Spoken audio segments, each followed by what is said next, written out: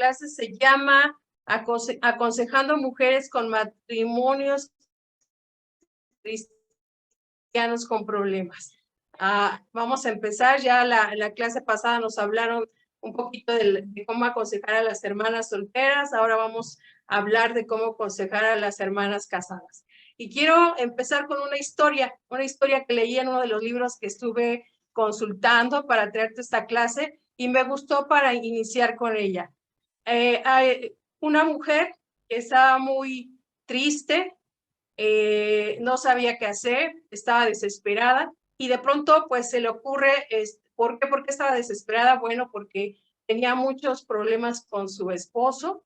Él era agresivo con ella, él había intentado golpear algunas veces, la insultaba y ella era miembro de una iglesia.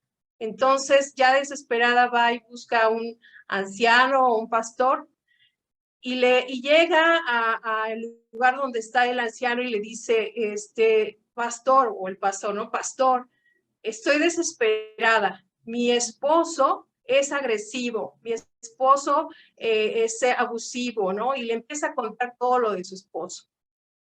Y antes de que termine de decir y desahogarse, el pastor le dice, pues yo le recomiendo que vaya a su casa y perdone a su esposo. Entonces de pronto ella se queda fría por más y le dio ese consejo.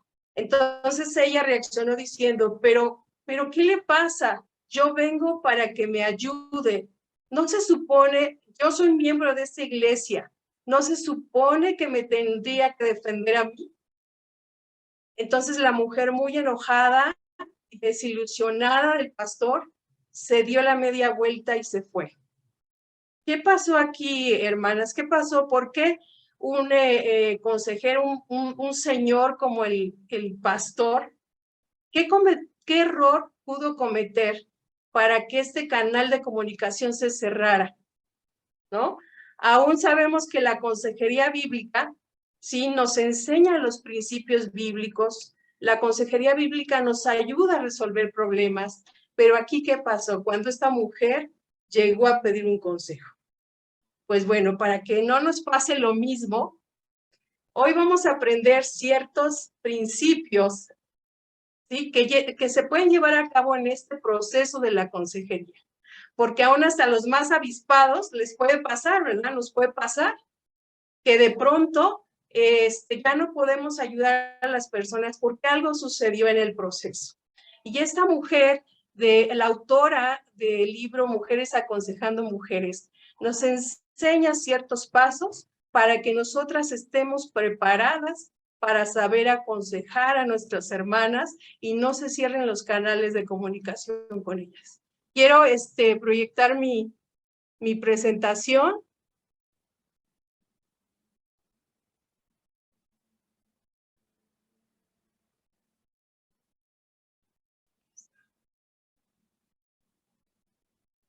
Permítanme. Aquí está. Ok, empezamos por... Este es el título, como ya lo habíamos visto, Mujeres Aconsejando Mujeres con Matrimonios Cristianos, con Problemas. Y bueno, esto es tomado del libro Mujeres Aconsejando Mujeres. Nos vamos un poquito rápido, ¿verdad? Solo me dijeron que tengo 35 minutos. Y bueno, les voy a dar estos consejos prácticos en 35 minutos. Bueno, el propósito de esta clase es prepararte como consejera bíblica para dar un consejo sabio y práctico a las mujeres cristianas casados con esposos cristianos. Y bueno, este es el propósito. Pero, ¿qué es la consejería bíblica? Vamos a ver una definición de consejería bíblica. Dice que es el procedimiento por el cual los creyentes buscan conocer, enfrentar, fortalecer, alentar y discipular a otros creyentes para que crezcan en su amor por Dios y su prójimo. Todo para la gloria de Dios. Esta concepción de consejería está inspirada en esta escritura que se encuentra en Mateo 18, del 12 al 14, y que es la parábola de la oveja perdida. Dice así: si un hombre tiene 100 ovejas y una de ellas se extravía, ¿qué hará? ¿No dejará las otras 99 en las colinas y saldrá a buscar la perdida? Si la encuentra, les digo la verdad, se alegrará más por esa que por las 99 que no se extraviaron. De la misma manera, no es la voluntad de mi Padre Celestial que ni siquiera uno de estos pequeñitos perezca. Sí, la consejería se basa en esta escritura, está inspirada en escritura, ¿por qué?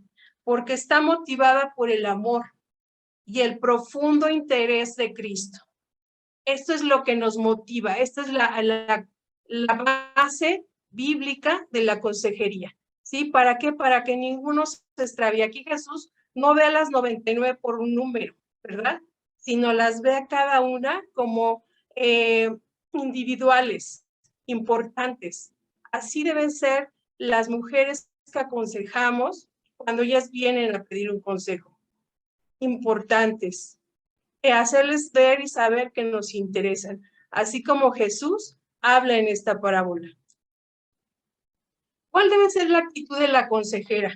Bueno, Colosenses 1, 28, 29 nos da un ejemplo de la pasión que tenía Pablo para llevar a cabo la consejería.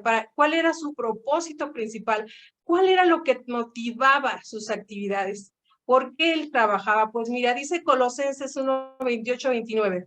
Por lo tanto, hablamos a otros de Cristo, advertimos a todos y enseñamos a todos con toda la sabiduría que Dios nos ha dado.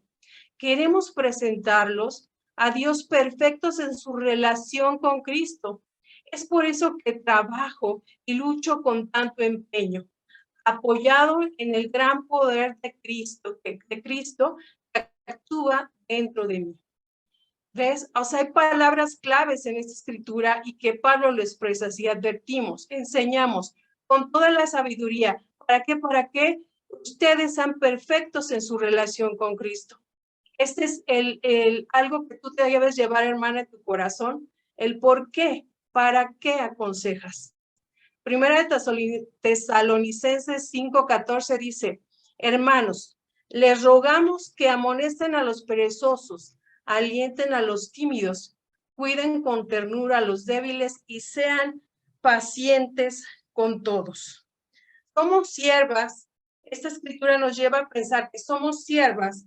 Esperamos ser usadas por nuestro Señor. ¿Para qué? Para cuidar con ternura a los débiles, para ser pacientes con todos. Entonces, a lo mejor te vas dando una idea de cuál fue el error que cometió este pastor, ¿no? A lo mejor no tuvo ese cuidado, esa ternura, esa paciencia para escuchar a la mujer. Pero vamos a ir viendo poco a poco y de manera práctica qué hacer. Aquí te tengo el ejemplo o el caso de dos mujeres. Y aquí a esta diapositiva le puse manos a la obra. Pues empecemos ya. Si ya sabemos qué es la consejería, en qué está motivada y cómo debemos ser nosotras al momento de aconsejar, pues son los elementos básicos o el objetivo principal, el propósito principal que debemos tener en cuenta para llegar a este momento de la consejería. Dos mujeres, una llamada Katy y otra llamada Clara. Obviamente no utilicé los mismos nombres del libro porque están en inglés, entonces estamos más familiarizadas con estos. Entonces dice Katy. Katy llega muy triste, ¿no? Desanimada porque dice que su esposo es débil, pasivo y fracasa en guiar a su familia. Y Clara, en contraste, dice que su esposo es dominante, se enoja con facilidad, es malo y gobierna con puño de hierro. Son mujeres que están casadas con hombres creyentes, hombres que conocen la palabra de Dios. Pero ¿qué pasa? ¿Porque esto pasa con los cristianos? Pues sí, y muchas otras cosas más. pero bueno, por cuestiones de tiempo solo he retomado estos dos ejemplos para que podamos ir viendo de manera práctica cómo llevar la consejería, ¿no? Aquí tenemos en esta diapositiva, dice, ¿qué debo hacer?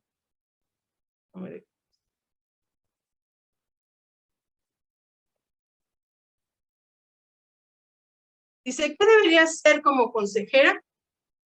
Pues el libro nos dice que es importante, previo a dar el consejo, a dar la opinión, a decir qué hacer, son importantes tres pasos.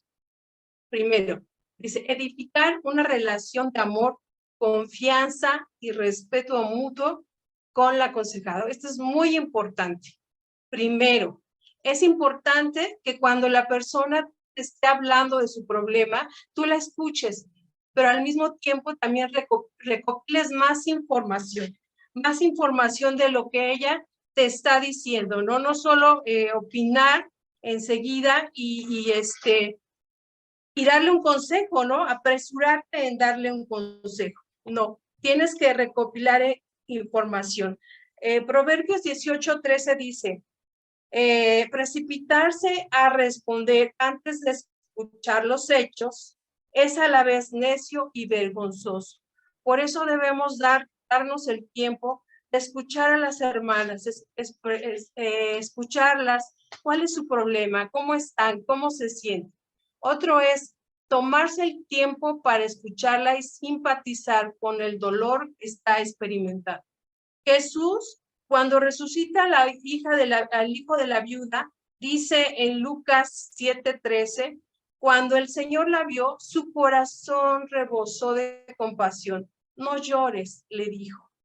Aprendemos de esta escritura que es muy importante tener compasión, tener esa simpatía, ¿sí? Generar el amor, la confianza y el respeto mutuo. Y obviamente tener en cuenta que solo estás escuchando una versión de los hechos, ¿verdad? Muchas veces aquí solemos prejuzgar al esposo, ¿verdad? Tu esposo, que te hace, ¿no? Porque es así, sí, que no tiene la Biblia, ¿no? A lo mejor pudiéramos hacer ese tipo de comentarios, pero ahorita estamos escuchando a la esposa y eso es bueno.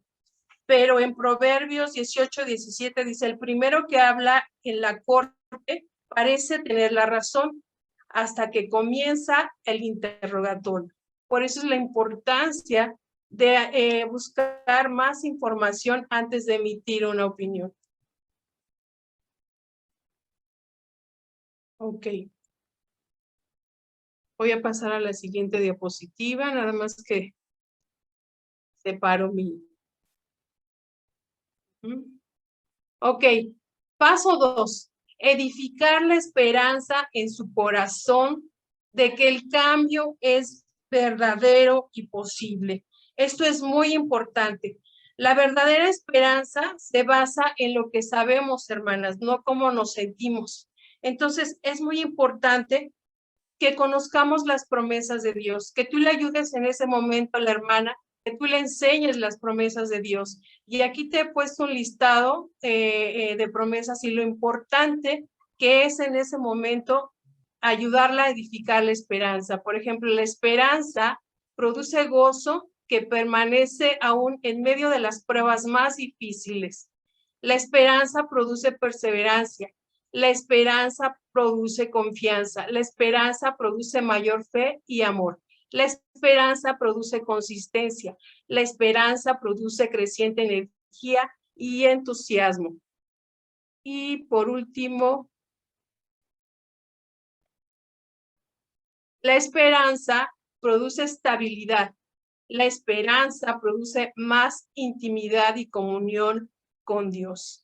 Si no fomentamos, si no edificamos en ellas esperanza, es muy difícil que se produzca el cambio. Tenemos que darnos el tiempo para estudiar estas escrituras y llenarla de fe. Sí, que adopte las promesas de Dios para poder generar un cambio. Y como tercer punto,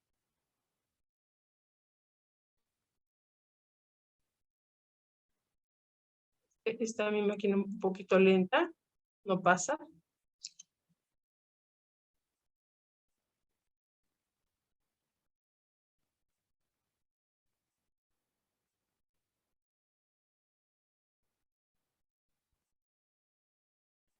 Aquí.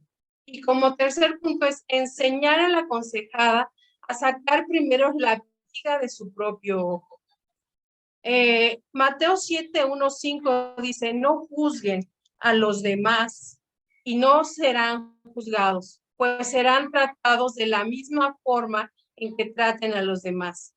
El criterio que usen para juzgar a otros es el criterio en el que les juzgará a ustedes. ¿Y por qué te preocupas por la astilla en el ojo de tu amigo cuando tú tienes un tronco en el tuyo? ¿Cómo puedes pensar en decirle a tu amigo, déjame ayudarte a sacar la astilla de tu ojo cuando tú no puedes ver más allá del tronco que está en tu propio ojo? Hipócrita, primero quita el tronco de tu ojo, después verás lo suficientemente bien para ocuparte de la astilla en el ojo de tu amigo. Esta parte previa a la consejería es complicada, es difícil. A mí me pasó también. Una vez que llegaba con mi discipuladora a pedirle un consejo y me dijo, le dije, está mi esposo, es que fíjate, ¿no? Y ahí contándole mi pena y acusando a mi esposo. Y ella me dijo, ¿y tú qué tal, ¿Tú cómo estás? ¿Tú cómo reaccionaste a la situación? Y eso de pronto también, hermana, pues como que me incomodó, como que no me lo esperaba, ¿no? Yo esperaba ser muy escuchada y que me dieran la razón a mí, porque yo tengo la razón, ¿verdad? Cuando llegamos tenemos la razón. Y a la consejería, entonces, yo quería que me entendiera a mí, pero cuando me dijo, ¿y tú qué tal? Pues sí me quedé fría.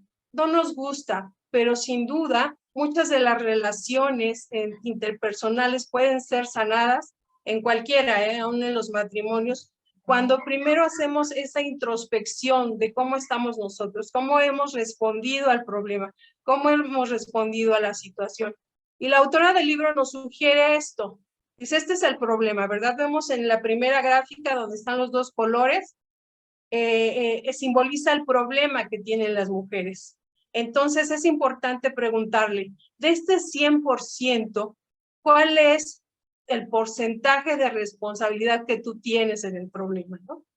Y si ella te dice el 30%, sí que es el color amarillo, es importante decirle, Dios quiere que tú tomes el 100% de responsabilidad de tu 30%. Sonia, Entonces, lo sí. que pasa es que no se ve la lámina, se quedó en la primera, amiga. ¿Mande?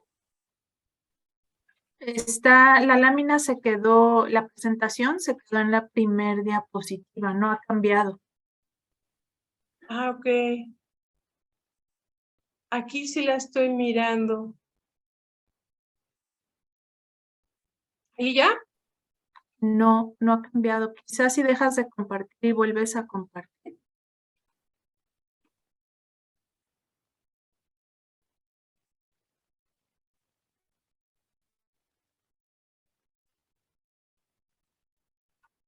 Dejar de compartir pantalla. A ver.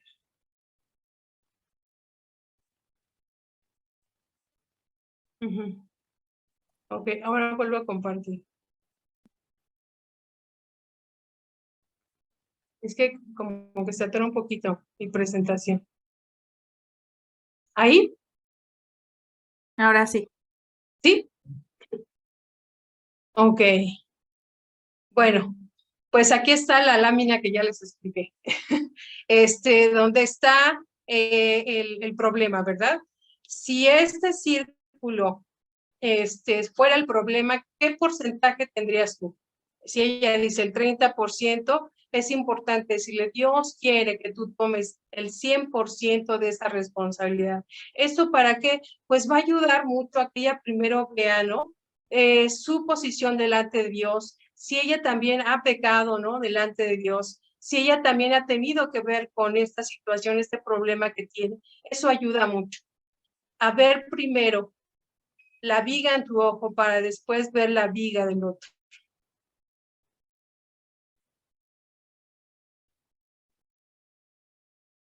Ok, aquí.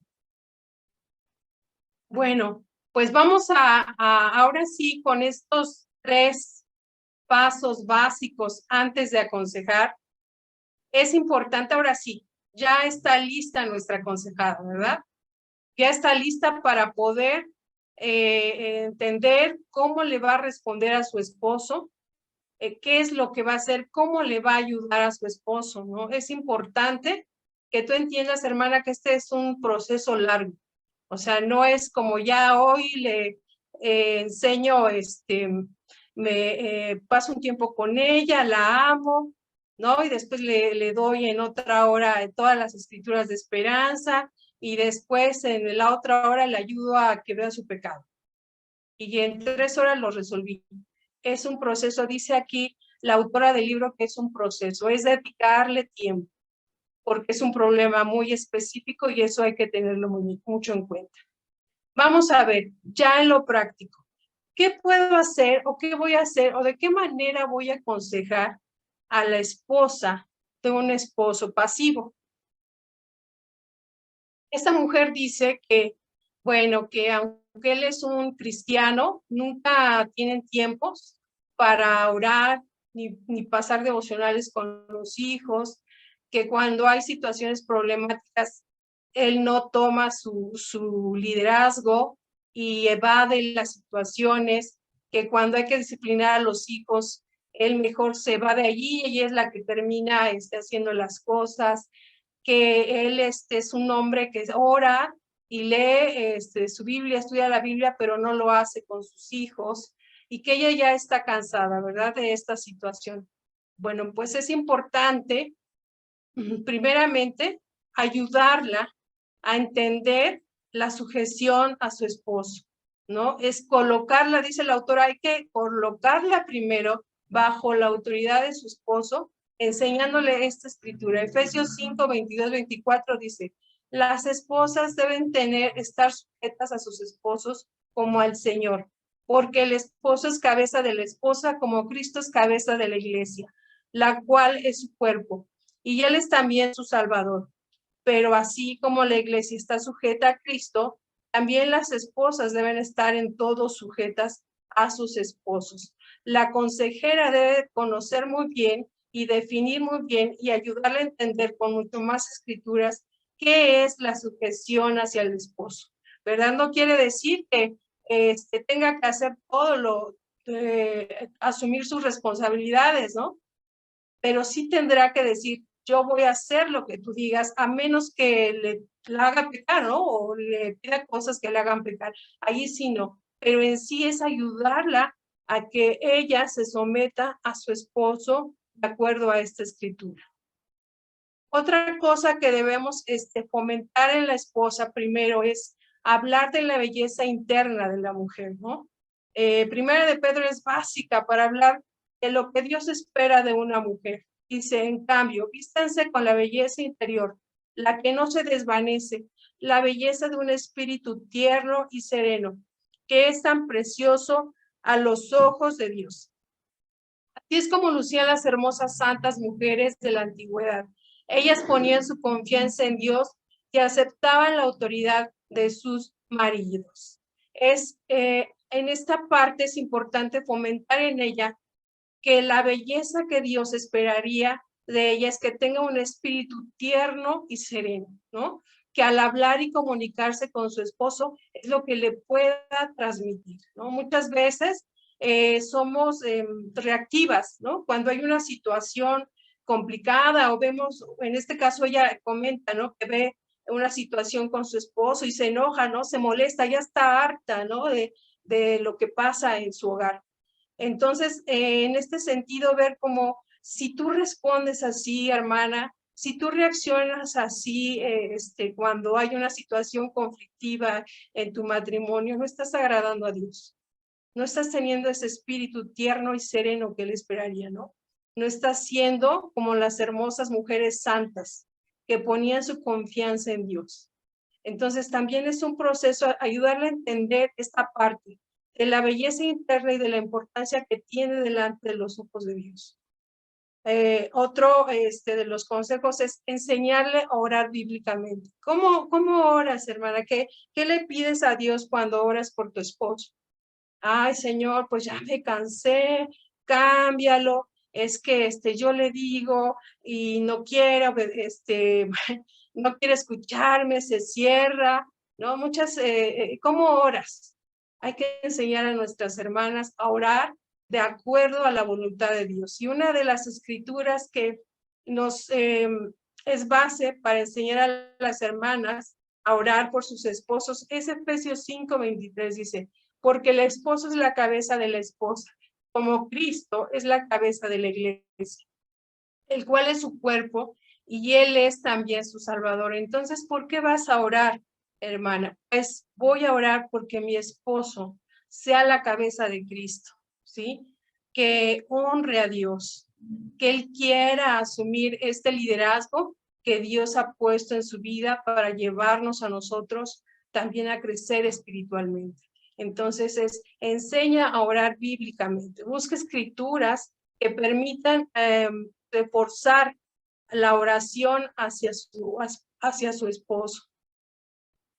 De manera práctica ya le enseñaste, ¿verdad?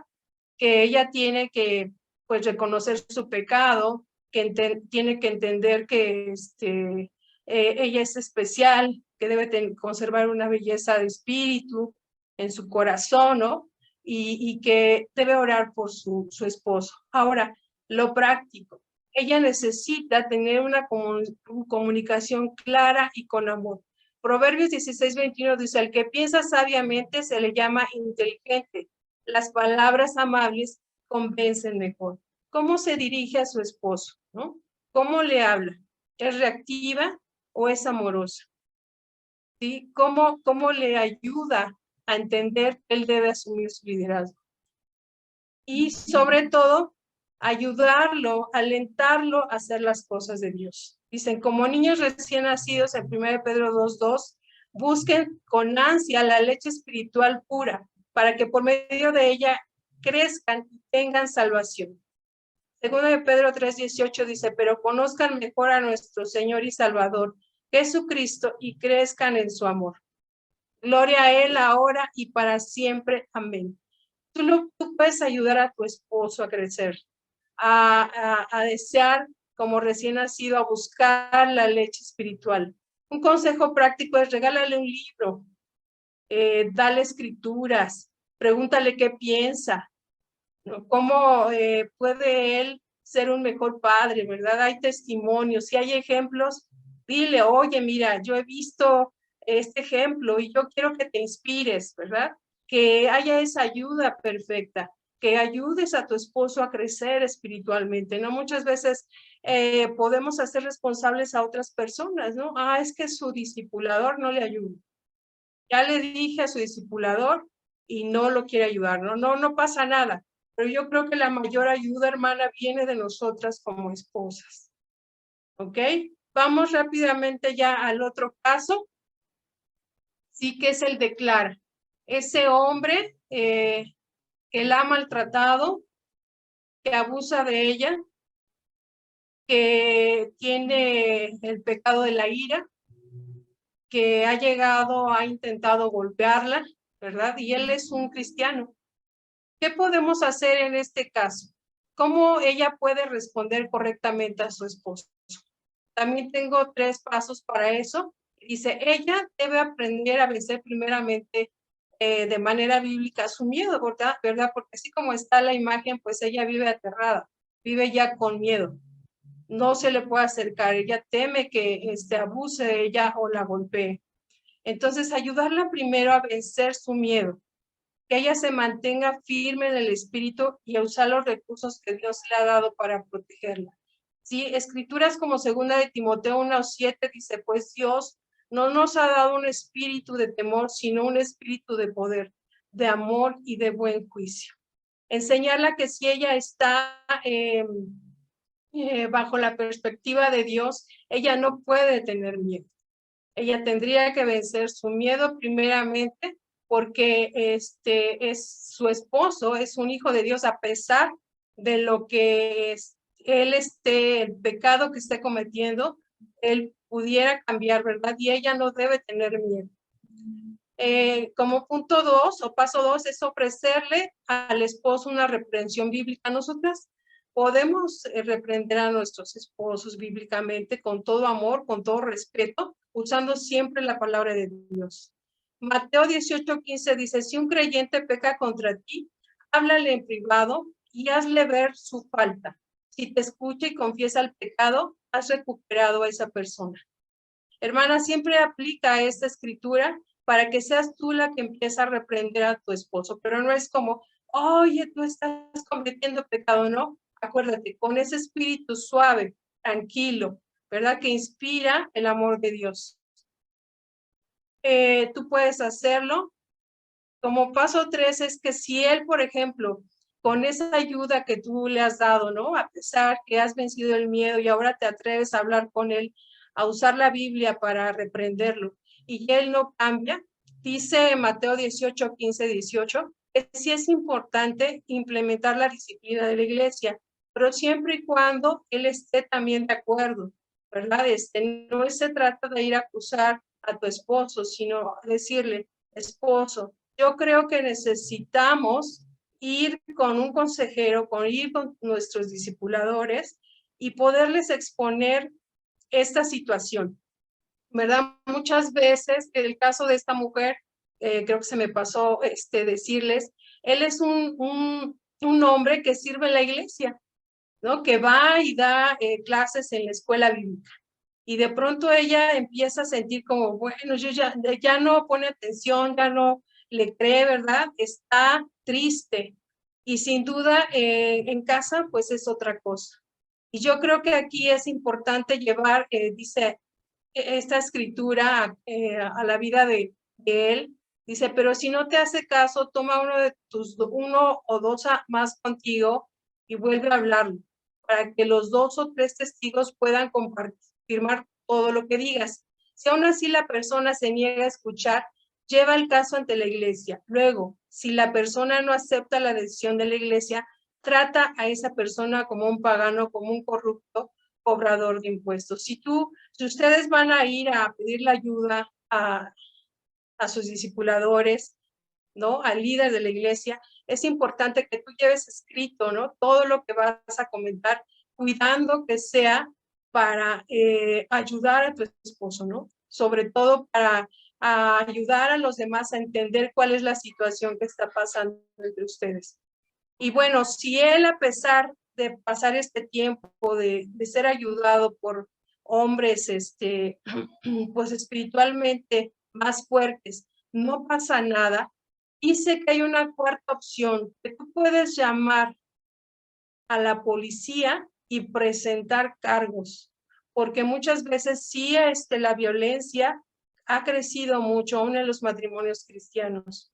Ha habido golpes, ha habido situaciones muy complicadas y la mujer Clara cuenta que ella un día estuvo a punto de llamar a la policía, pero cuando llegó se arrepintió, tuvo miedo y terminó diciendo que solo había sido una discusión, que no había problema, ¿no? Cuando quiso hablarlo con el pastor, también no le contó todo, ¿no? Lo dijo a medias, entonces pues, no pudieron ayudar a su esposo. Pero si llega la violencia a un máximo, hermana, tú puedes denunciarlo a la policía. Dice Romanos 3:1, toda persona debe someterse a las autoridades del gobierno, pues toda autoridad proviene de Dios y los que ocupan puestos de autoridad están allí colocados por Dios. Entonces, no es válido, pero para esto también, para llegar a esto necesitas estar preparada y bueno, ya más específicamente, si es tu caso, tu situación, lo podemos hablar y hacer un plan si ya este es el caso extremo en tu matrimonio. Y bueno, acciones prácticas, como lo veíamos con Katy, comunicación clara y con todo respeto. Si tu esposo no ha querido honrar y agradar a Dios, tú no tienes por qué no hacerlo, ¿no? Recuerda, muchas mujeres gritamos, ¿no? Si recibimos violencia, damos violencia. Pero acuérdate de 1 Pedro 3, ¿no? Si tú estás bajo la sugestión de Cristo, Él no tendría por qué tocarte, ¿no? Dice, los sabios son conocidos por su entendimiento y las palabras agradables porque son, persuasivas. Entonces, esto es importante también que te comuniques, a pesar de que Él sea violento y agresivo, con respeto, te comuniques con respeto y amor. Y sobre todo, como por último, usar las escrituras cuando contestas a tu esposo. Hebreos 4:12 dice, pues la palabra de Dios es viva y poderosa, es más cortante que cualquier espada de 2 filos, penetra entre el alma y el espíritu, entre las articulaciones y la médula del hueso, deja al descubierto nuestros pensamientos y deseos más íntimos. La palabra de Dios es viva y poderosa, y esto debemos creerlo. Si tú utilizas, respondes a tu esposo con la palabra de Dios, la palabra de Dios tiene poder para poder cambiar a cualquier persona que esté en contra de Dios, ¿no? Y bueno, para concluir, quiero leer esta escritura, está en 2 de Pedro 1:3, que dice, mediante su divino poder, Dios nos ha dado todo lo que necesitamos para llevar una vida de rectitud. Todo esto lo hemos recibido al llegar a conocer a aquel que nos llamó por medio de su maravillosa gloria y excelencia.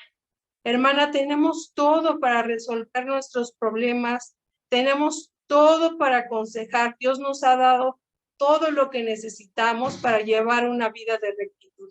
Solo necesitamos creerla y tener la pasión de Pablo, la pasión que él tenía para ayudar, para exhortar, para animar, para presentar a los hombres perfectos en Cristo.